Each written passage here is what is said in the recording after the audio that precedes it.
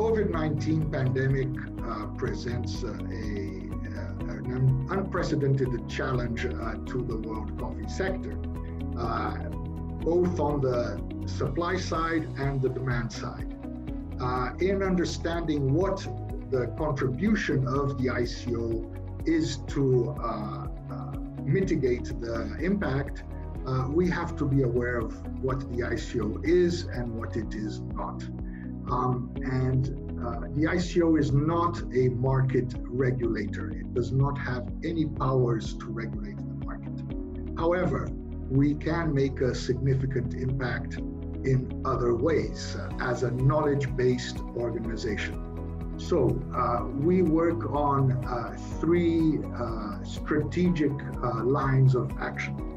The first is the enhancement of transparency by providing good statistics and economic analysis of the coffee sector.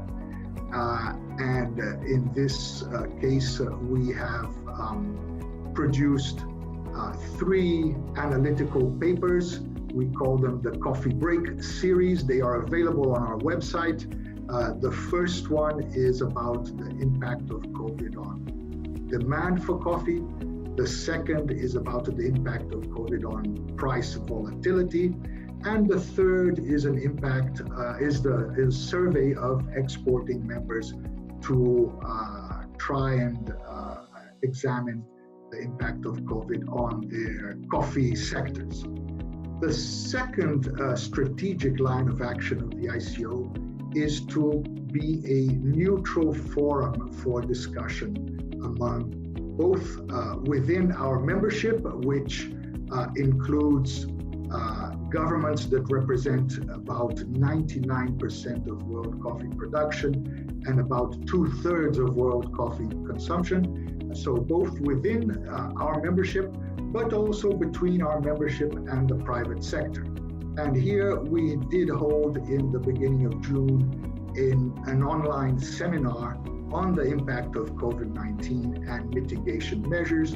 We had a lot of high-level speakers, and I would single out the chief economist of the FAO, the Food and Agriculture Organization of the United Nations, and the head of agribusiness of the World Bank, which leads me into the third line of action that we are responsible for, which is to mobilize and unlock technical and financial support to the world coffee sector. So here we work closely with other international organizations, especially donor organizations that have money to lend for projects, because we are not a donor agency. We are not a development agency. So we don't have any funds of our own for these types of initiatives, but we seek to attract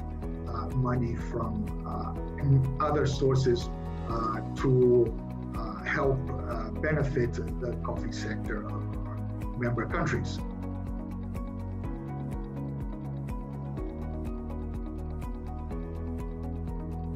In the short term, as a knowledge-based organization, we have a series of policy recommendations, which are especially applicable to the producing countries. And we call them the 3 Ps. The first P is to protect lives. And how do you do that? Is by implementing safety guidelines that protect farmers and workers all along the value chain, especially during the harvest period, which is coming up which is already underway in several countries. And the second is to support countries with lower institutional capacity in adoption of best practices. The second P is to protect livelihoods and incomes. And that is accomplished by providing short-term social safety nets to protect the incomes of vulnerable groups and to support vertically integrated value chain actors such as traders and roasters that have activities in producing countries so that they can protect the incomes of their workers also. And the third and last P is to protect the already existing investments in sustainable supply chains by facilitating recovery while fostering long-term sustainability. And this includes supporting vital links in the value chain and increasing resilience against external shocks.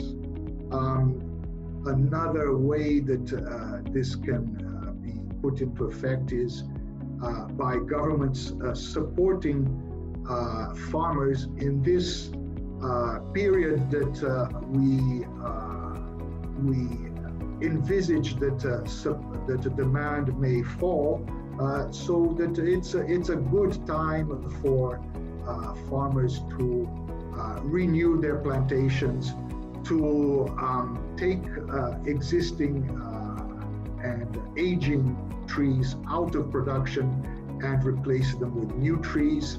And finally, we also encourage very much to facilitate investment in mechanization and automatization, both in the harvest, but also in business transactions. So to avoid the face-to-face human contact, which coronavirus puts in jeopardy. So those are the short-term recommendations we provide to our members.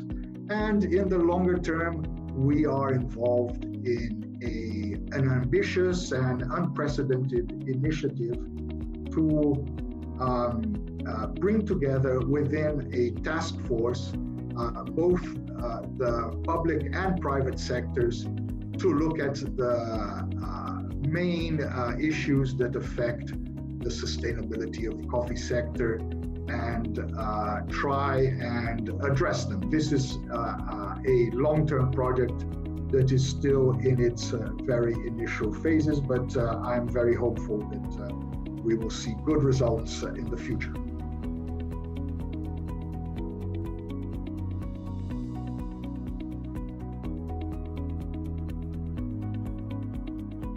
Yes, we see three main pathways of transmission of the COVID-19 crisis within producing countries. The first is the disruption of supply chains. That means delays in shipments because of problems with logistics in terms of transportation of coffee from the interior to ports. Within the ports, they are practicing social distancing, so it's harder to load containers. All of these disrupt the supply chain, although the governments in producing countries are very aware of this and are taking measures to minimize this disruption.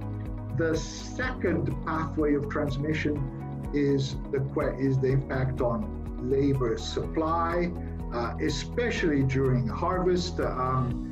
You mentioned Colombia and Brazil. Brazil is maybe a special case because a significant percentage of the harvest in Brazil is done mechanically, so labor is not as crucial an issue as in other producing countries. But in Colombia, this is certainly an issue. And like I said, the governments have been very aware of this. They have, in many cases, nominated coffee as a vital economic activity. So that facilitates the movement of labor around the country and helps to provide the necessary labor for harvest. And my reading of the situation is also that the impact has been mitigated to a large extent. And the third, and this is a kind of a bit of an invisible impact, is the lack of liquidity.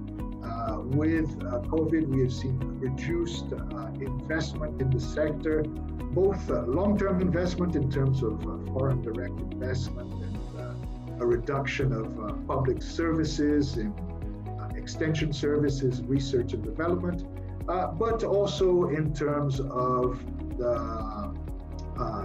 the short-term working capital of many companies in the sector. So these are the three major impacts that we see in the producing countries.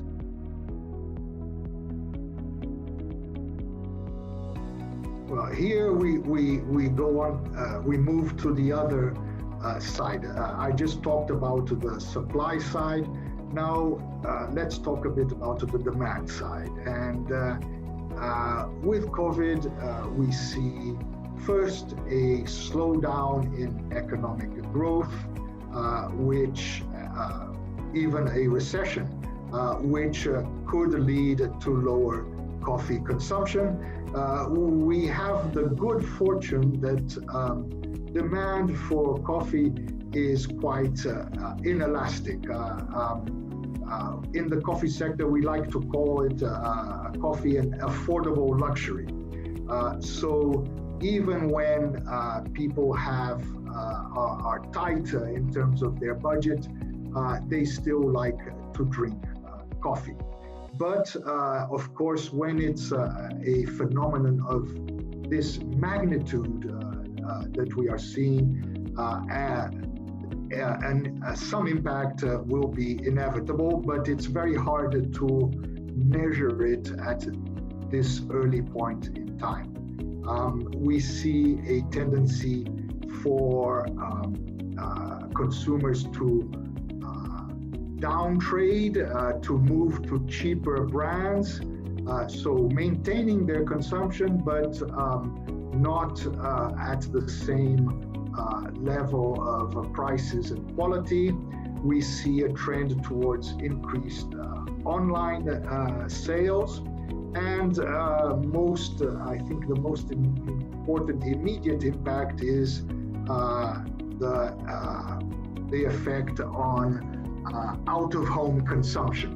Now, the statistics on how much coffee is consumed at home and out of home are challenging, let's say, to really pick up accurately. But the estimates range around about 25% of coffee is consumed out of the home, in coffee shops, but also in hospitality, in the hospitality sector, hotels, restaurants, and especially in offices.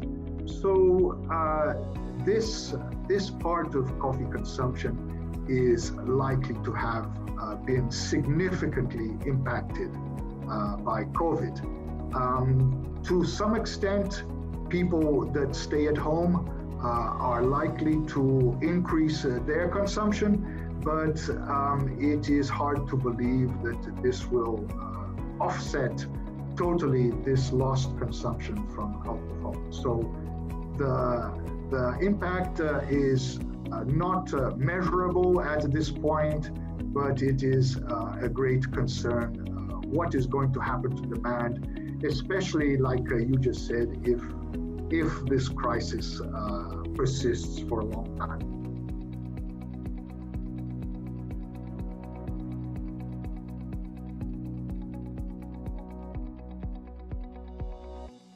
Like I said before, we are not a market regulator, so we cannot guarantee any price levels. What we can do is work together, and this is something that the public sector by itself is unable to do, so we have to engage with the private sector. And this is the purpose of the initiative that I mentioned at the start of the interview, this coffee public-private task force that we have set up, is to try and look at these issues so that we can give farmers who are the base of the value chain the expression that people is popular right now is a living income, and this can be done through the promotion of sustainable production and sourcing, through responsible consumption by transparency on purchasing, and through appropriate governmental policies and institutions that we seek to influence.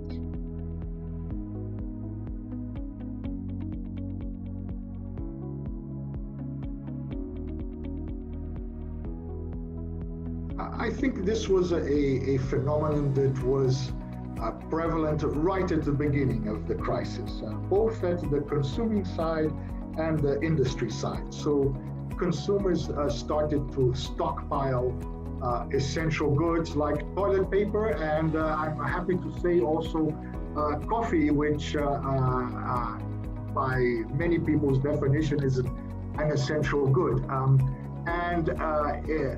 The industry also was in a very uncertain situation as to the regularity of supply.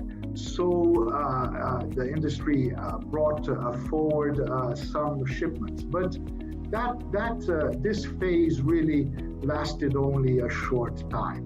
And in more recent months, we have seen a drop in exports. The latest month for which we have data is May of this year, and the exports in May were almost 15% lower than in May of the previous year.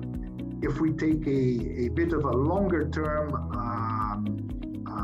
view and look at the coffee year, which starts in October and ends in September, in the 8 months from October to May, we have seen a 5% drop in exports. So our concern is that this is already a manifestation of this drop in demand due to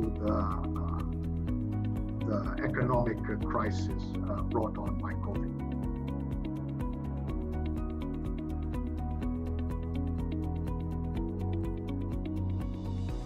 Well, in the first place, I would say that coffee is not the worst culprit in terms of environmental degradation by far. There are many other products, commodities that have a larger impact on the environment. That being said, the environmental sustainability is obviously something that is important to everybody on the planet. We need to bear in mind that the solutions are long-term in nature. They are not going to happen overnight. We also need to bear in mind that the engagement with the private sector is very necessary to move forward in this agenda. So this is a subject that is being treated in the task force that we have set up by especially by the promotion of sustainable production and sourcing, and also by looking at global funding mechanisms. 2 years ago, for example, we produced for our members a guide to access global funding from the GEF, the Global Environment Facility. So we are working hard on this, but we know this is a long-term issue. But before we end, I just like to remind our viewers that coffee growers have been going through a long period of low prices, which started before the COVID pandemic. It started at the end of 2016. And for many of them, they are unable to cover their production costs. So when we talk about sustainability, the first thing that comes to mind in producing countries is the question of economic sustainability. I know that all three pillars of sustainability, the economic, social, and environmental, have to stand together. But without the economic sustainability, everything falls apart. So this is something that is uppermost on producing countries' minds right now.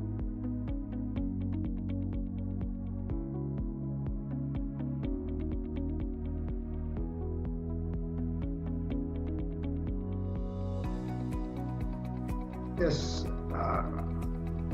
I'd just like to remind everybody that coffee is one of the first globalized products and has been traded extensively on world markets for more than 300 years. So we are not strangers to globalization and to the strains that globalization causes.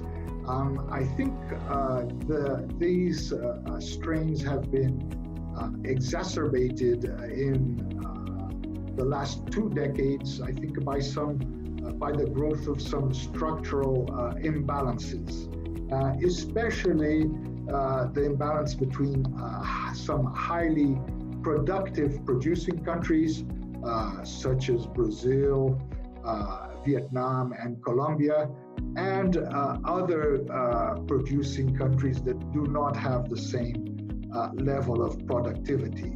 So this is something that we need to disseminate good practices on how growers can be more efficient worldwide. And we also have to work on the demand side in terms of attacking some of these, the root causes of these imbalances, always within a free market framework, but this is another of the tasks that our task force is engaged on.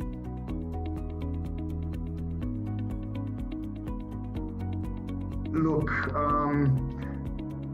we at the moment, the UK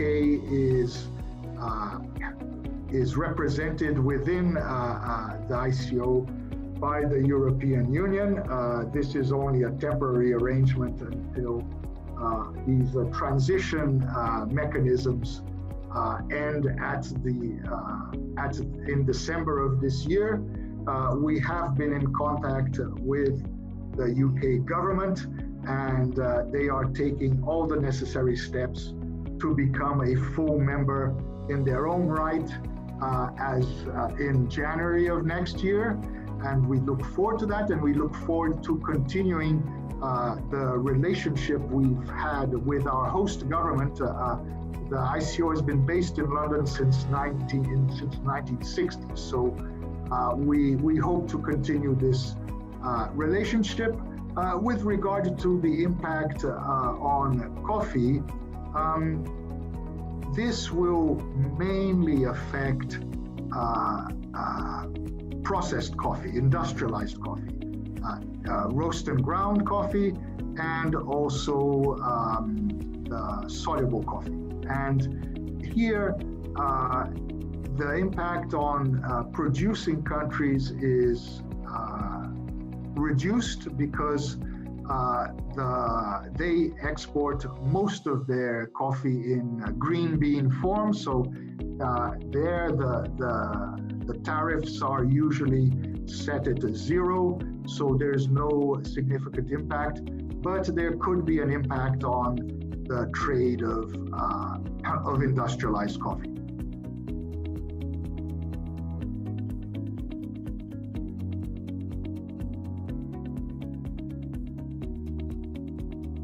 Well, in my view, it's past time for China to be a member of the ICO. The ICO has engaged with China since the 1990s. During that time, when we still had more resources, we made promotion campaigns within China to boost coffee consumption. We still periodically are in contact with both government authorities and the private sector in China to try and bring them in. It hasn't happened so far, but we are hopeful for the future. And I would just add to your comment about China being a significant producer of Arabica, but even more than that, I think we have to look in terms of the future coffee consumption in China. With the largest population in the world, China has a very, very significant potential to become a large consumer of coffee. This will take time. The growth rates of consumption in China are very high, but they are starting from a very low level. So we look to China not only in terms of production, but much more in terms of consumption. And we hope that they will decide to join the ICO family in the near future.